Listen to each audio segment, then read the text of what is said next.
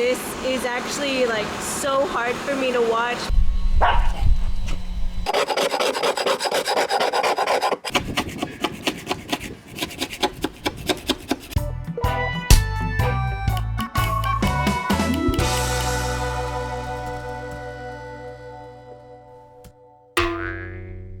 We recently pulled our boat out of the water.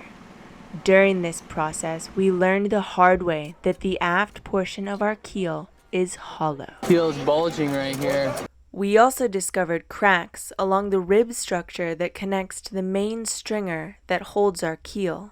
We are moving the boat to attempt to take pressure off the keel and reblock her on a level surface. It's moving day. Moving day, and hopefully reblocking in a different fashion with the keel suspended. Yeah. We're gonna be playing around with it, so wish us luck.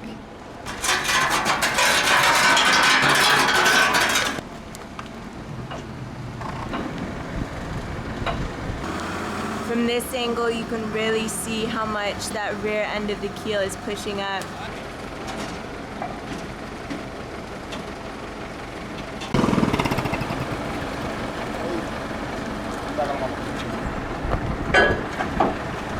I'm kind of watching to see where they put these stands. We marked off where the main support of our boat is at in duct tape there, above the water line. So far, it looks like they're right on.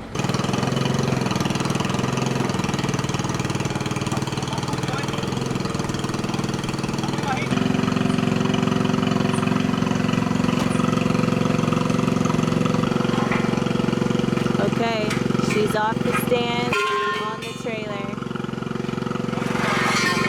So it looks like we are now mobile. Shock is still leaning a little bit to her port side, but we'll see if we can get that straightened out before she's blocked up again. It really couldn't be helped that today also just so happened to be laundry day. Flying the colors.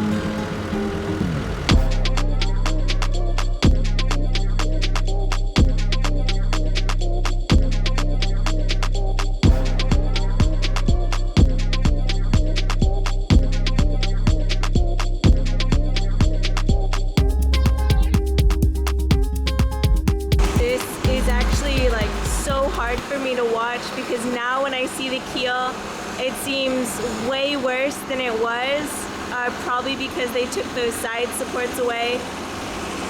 But we just have to watch and trust that they know what they're doing and hope everything goes okay. Backing it up.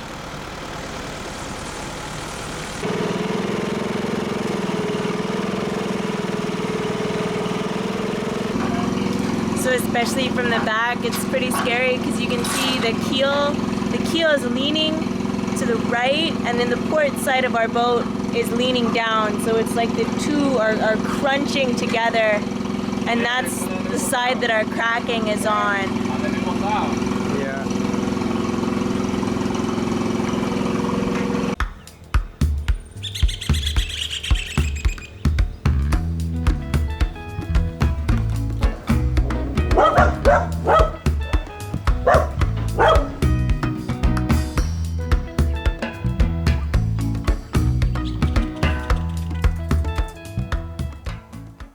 Guess what we just found? What?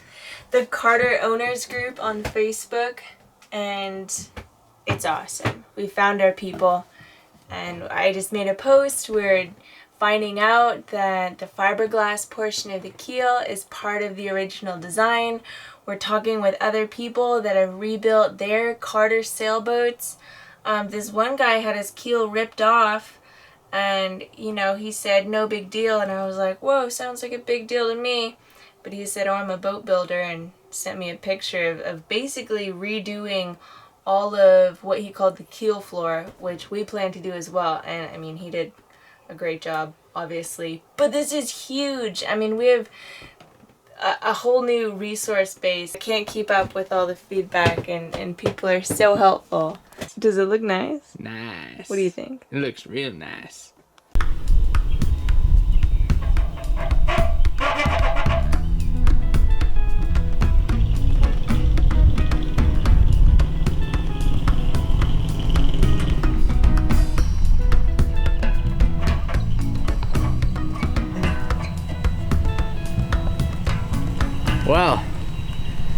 One person who's really loving this boatyard is Lola. She does not want us to ever leave the heart.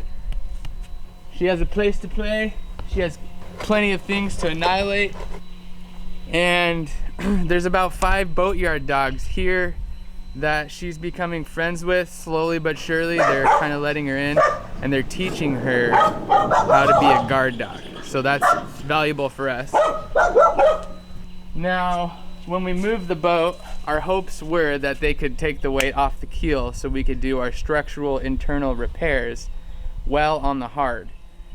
However, the trailer that they have is not capable of setting us up that way.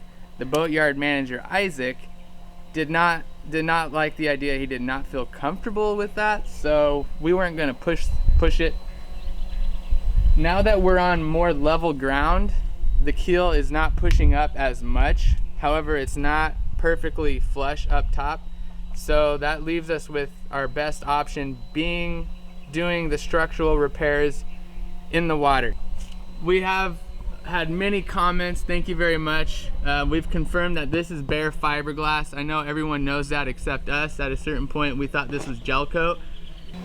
This keel here is lead, and it's pretty obvious, but see, I can with a rock put a J in the keel really easily. So there's some hair on there, it's probably mine. So that's lead.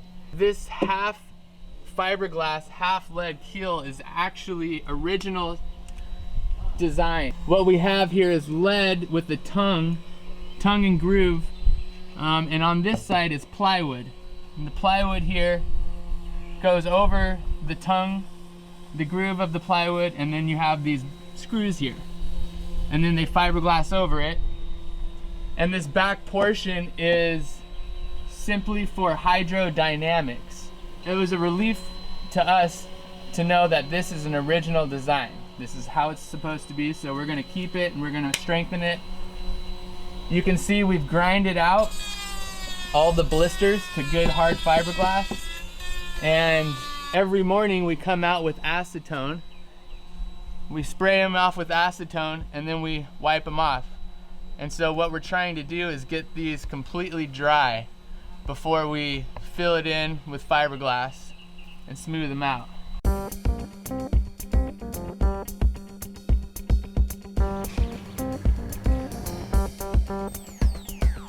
Welcome to the Boat Scrape Challenge, where somebody's gonna win a prize! What we got here is a 6" by 6" square. We've got 2 of them plotted out. Now this is a Michael versus Joel competition.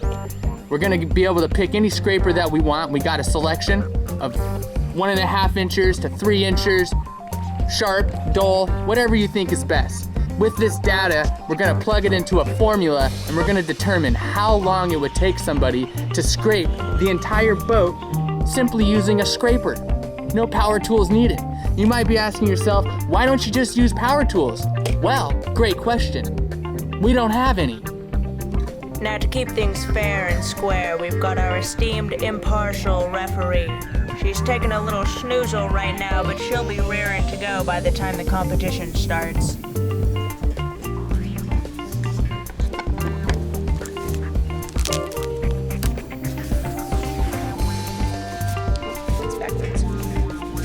On your mark, get set,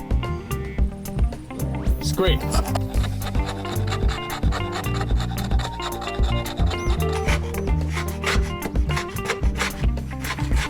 Ooh, it's a tough patch.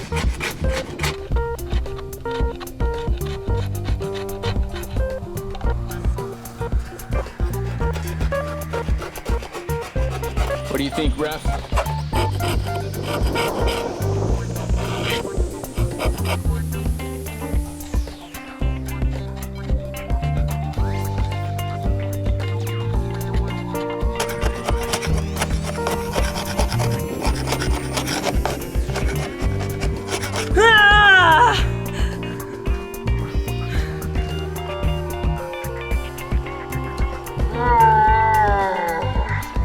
On your mark, get set, scrape.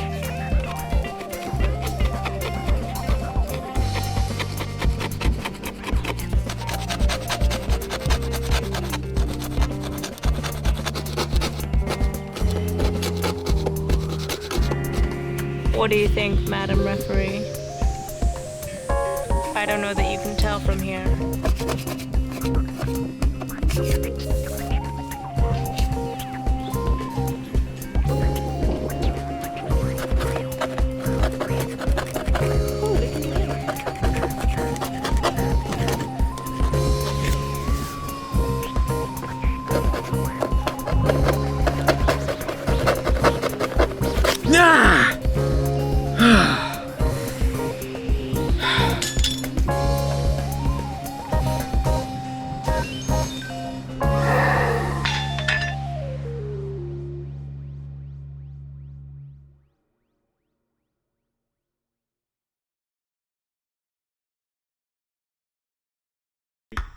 First, we found the area of the wetted hull, taking the length of the waterline multiplied by the beam multiplied by a given coefficient for the size of the vessel. Our total square footage is 179.64. With this diagram, we show the area that was uncovered in the boat scrape challenge. 6 inches by 6 inches is 25% of 1 square foot. By adding Michael's time and Joel's time, then dividing by 2, we are able to determine the average amount of time it would take to uncover 25% of 1 square foot. We take the average time and multiply by 4 to find the amount of time it would take to uncover 1 square foot. With this time, we then multiply by the total square footage to find the total amount of time. That's a lot of minutes. We divide by 60 to determine the number of hours, and finally by 6 to determine the number of days if we work 6 hours per day. Let's do a what-if scenario. Supposing Joel uses a better tool, he could bring that average way down. Let's say Joel and Michael both do 5 minutes to uncover a 6x6 area. That means it would be 10 minutes per square foot of boat paint uncovered. That's only 29.94 hours. Divide by 6, only 4.99 days. What a difference. Okay, we'd like to clarify here. We do have power tools. For the record. This dual action sander that we have needs an air compressor. They have one, however it's not running, and they told us mañana a couple mañanas ago. So we decided, let's do what we can while we can do it. Exactly. Our friend Alan has a polisher. It's like a huge grinder. Some of you probably know that it doesn't spin as fast. So you can attach a sanding pad to it, a foam back pad like this one. Flexible is the key. Right, so we can use it on the hull of the boat without causing those little scallops to show up, because we really don't want that, especially on our hull. And he's got that on order. The quickest it'll get here is within a week. And since we've already proved we can scrape the boat in just less than 5 days, the two of us, if we're going crazy, we're gonna keep scraping. See where that leads. We're talking about maybe building a cradle. We have some amazing patrons, really special people with resources and knowledge. Yeah, and they're very, very helpful and supportive and encouraging. So who knows what's gonna happen next? These are the tales of Boab.